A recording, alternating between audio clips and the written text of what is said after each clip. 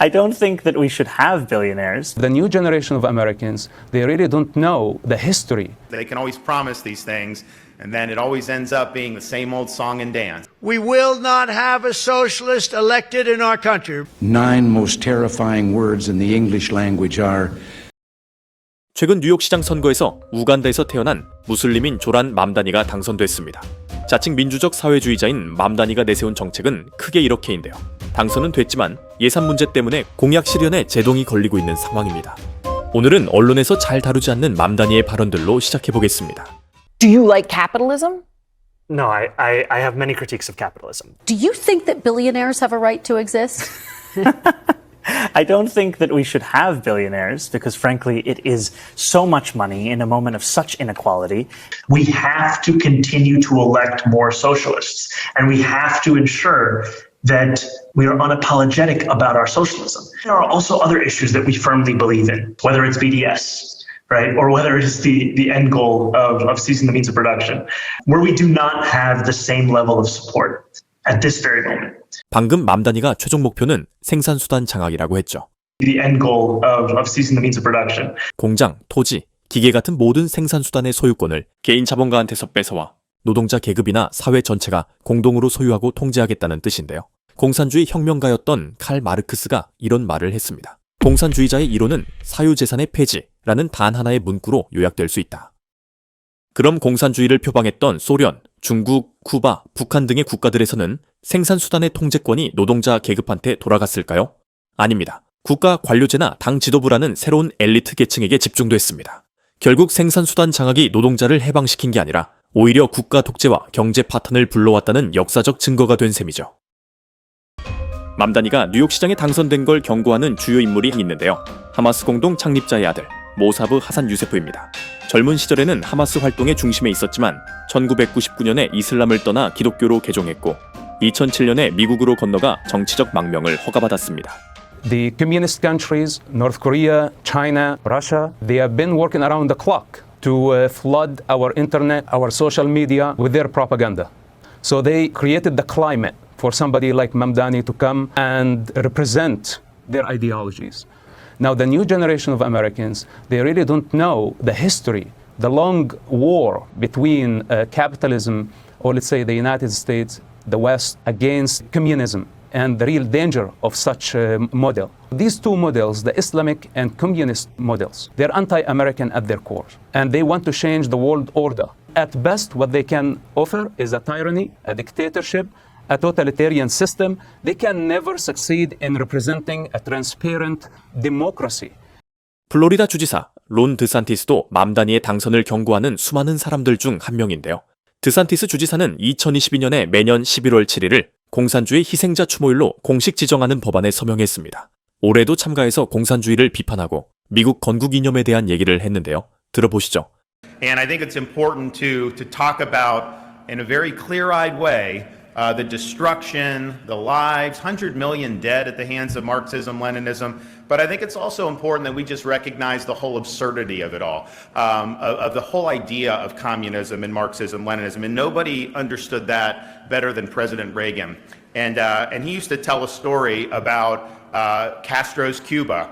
This guy would get up there and he would drone on for 4 hours, and basically all the problems they had was all America's fault, and all the others said this is the nonstop propaganda. And these people are basically just forced to sit there and listen and have to endure this, because if they did anything, then they basically be disappeared. It was an authoritarian country. And so Castro's given this speech, and he's droning on and on and on. All of a sudden, and there's thousands and thousands of people there, you hear out in the distance someone yelling, peanuts, popcorn, Cracker Jacks, and people are like, what the hell's going on? And Castro kind of notices it, and then next, peanuts, popcorn, cracker, and then you start to hear this, and he's really, really flustered, and so finally he's like, all right, I don't know who's saying that, but if you say that one more time, I am going to take your butt and ship you all the way to Miami. And then 2 seconds later, the entire crowd erupted. Peanuts, popcorn, Cracker Jacks. And there were people that risked their lives to be able to escape Castro's communist Cuban tyranny and come to the United States of America. But this ideology doesn't fully go away.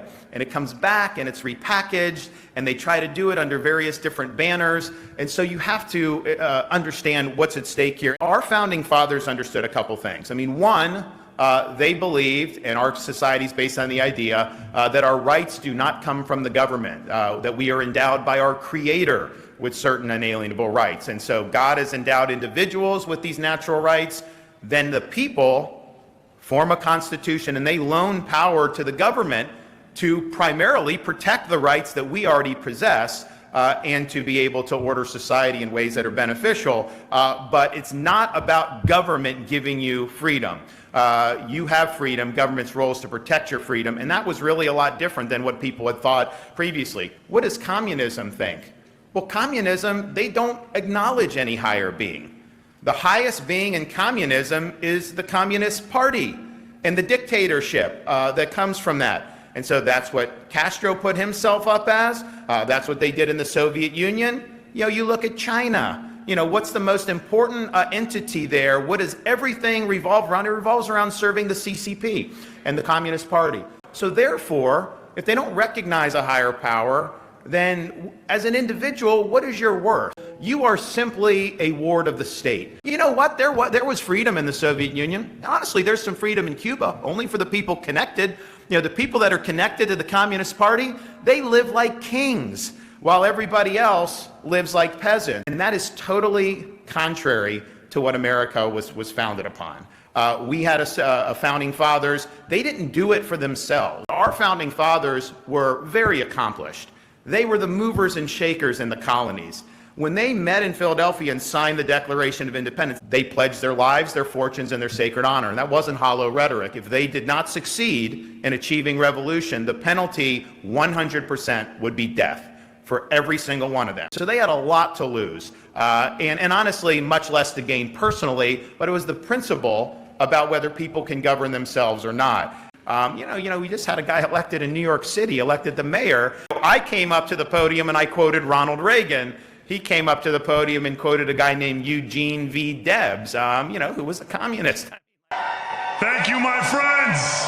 The sun may have set over our city this evening, but as Eugene Debs once said, I can see the dawn of a better day for humanity. We were a little lighthearted about the Reagan quip, but the reality is you know, this ideology has destroyed communities, families. It's taken lives by the tens of millions, certainly at least 100 million in the 20th century alone. And we can't forget that. And we just got to know, let our students understand what the harmful effects would be, because people can say these things, they can always promise these things, and then it always ends up being the same old song and dance, and it leads to human misery. 맘다니가 뉴욕시장에 당선될 조짐이 보이자 트럼프 대통령은 이런 농담을 했습니다. We're going to end up with a communist mayor in New York. Can you believe it? A communist. Remember, I would always say, we will not have a socialist elected in our country. Remember, I'd say that all the time. And I was right. We skipped socialists. We got a communist elected. So I didn't tell a lie. I was right. We'll have a communist, not a socialist. 마지막으로 로널드 레이건 대통령의 명언으로 이번 영상을 마치겠습니다. 9 most terrifying words in the English language are, I'm from the government and I'm here to help.